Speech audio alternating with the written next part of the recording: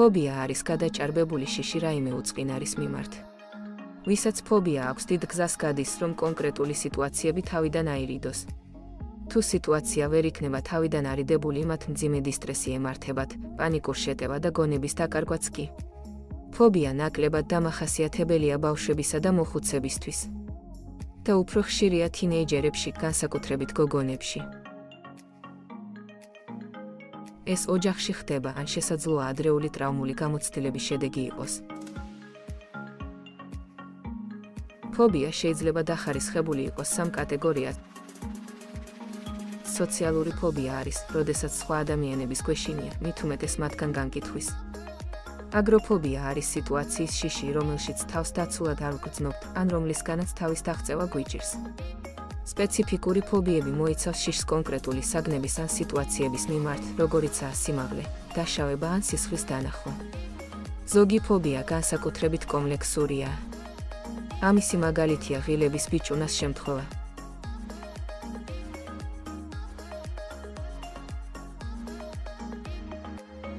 ბაღში ერთი ჩვეულებრივი დღე იყო. პატარა ბიჭუნას გაუთავდა ღილები, რომელიც ნამუშევარზე დასაკრობაც სჭირდებოდა. მას სთხოვეს კლასის თავში მოსულიყო და დამატებითი ღილები აეყო. როდესაც თასი ხელში აიღო, ის გასწდა და მთლიანი რილები ზედ დაეყარა. ბიჭუნასთვის ეს ძალზედ ტრაუმული გამოცდილება იყო. ცოტა ხნის შემდეგ ტანსაცმლის ჩაცმა აღარ უნდოდა. კლასში კონცენტრაციაც უჭირდა, რადგან ძალიან ცდილობდა არ შეხებოდა მის სასკოლო ფორმას. ცოტა ხანში ადამიანებისგან თავის შორს დაჭერაც დაიწყო, რომ მათი ღილები აერიდებინა. პრობლემა იმდენად გამძაფრდა, რომ შემთხვევიდან 20 წელში ბიჭუნამ და მისმა დედამ გადაწყვიტეს დახმარება პროფესიონალებისგან ეთხოვათ. ფსიქიატრებმა ლისეტა სავედრამ და ვენდი სილვერმენმა, ვინც ეს შემთხვევა შეისწავლეს, აღმოაჩინეს, რომ საქმე არ გქონდა ობსესიურ-კომპულსურ დაავადებასთან, OCD-სთან, რომელიც ხშირად ერევათ ფობიაში. დაასკვნეს, რომ ბიჭუნამ განივითარა კონკრეტული ფობია ღილების მიმართ. ბიჭუნას სამკურნალოდ ექიმებმა მოიწვიეს დედა და ბიჭუნა, რომ კვლევის პროექტში მონაწილეობა მიეღოთ. ბავშვის პროგრესის შესაფასებლად ისინი იყენებდნენ გრძნობების თერმომეტრს მთელი მკურნალობის პროცესის განმავლობაში. ეს ბიჭუნას საშუალებას აძლევდა თითოეული ინტერაქცია შეეფასებინა ერთიდან. რაც ბედნიერებას ნიშნავდა 9-მდე, რაც სიბრაზეს აღნიშნავდა.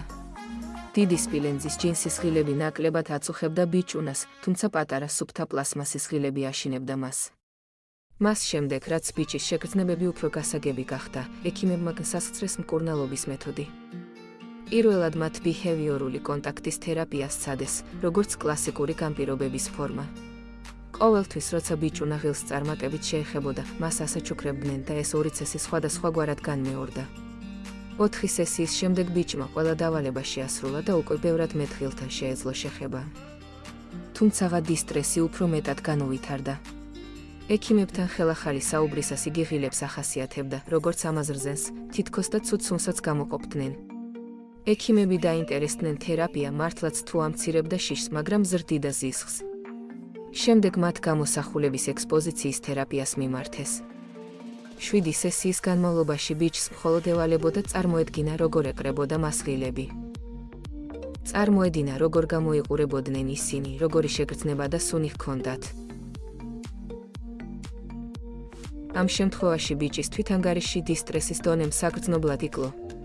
თერაპიიდან 12 თვის შემდეგაც კი ბიჭმა ღილების შიშის მინიმალური ზღვარი აჩვენა.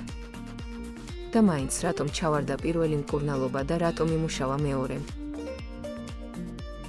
პირველმა მკურნალობამ შეცვალა გონების მოლოდინების იმის შესახებ, თუ რისი გამოწვევა შეუძლიათ ამ უნებელ ღილებს, კლასიკური განპირობებულობა.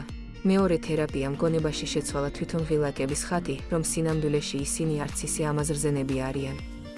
ტექნიკურად რომ ვთქვათ, მოლოდინების სწავლება ჩავარდა, მაგრამ წარმოდგენის შეცვლამ გაამართლა. ფობიის მკურნალობას შესაძლოა ბევრი ფორმა დასჭირდეს. სოციალური და აგროფობია ხშირად კონსულტაციით ან მედიკამენტებითაც კი იმკურნება. სპეციფიკური ფობიები ხშირად სისტემატური დესენსიბილაციით იმკურნება. დღევანდელ რეალობაში ვირტუალური რეალობის გამოყენებით. იუმორი კიდევ ერთი სერიოზული თერაპია, რომელიც ხშირად მუშაობს. აქტივობები, რომელიც მანამდე საშიშ სიტუაციას სასაცილოდ გადააქცევს, ზიზღისა და შფოთვის შემცირებას ემსახურება. ან იმ სხვა დამალული განცდების, რის გამოც ფობია არსებობს. თქვენ რა გამოცდილება გაქვთ ფობიასთან? გქონიათ და შეძელით მისი დაძლევა? თუ ასეა, როგორ გახვედით შედეგზე? გაგვიზიარეთ თქვენი აზრები კომენტარებში. ვიდეოს ტექსტი თარგმნა ლიზი მეჟდოიანმა და განხმოვანებულია Microsoft-ის ამეტყველებლის მიერ.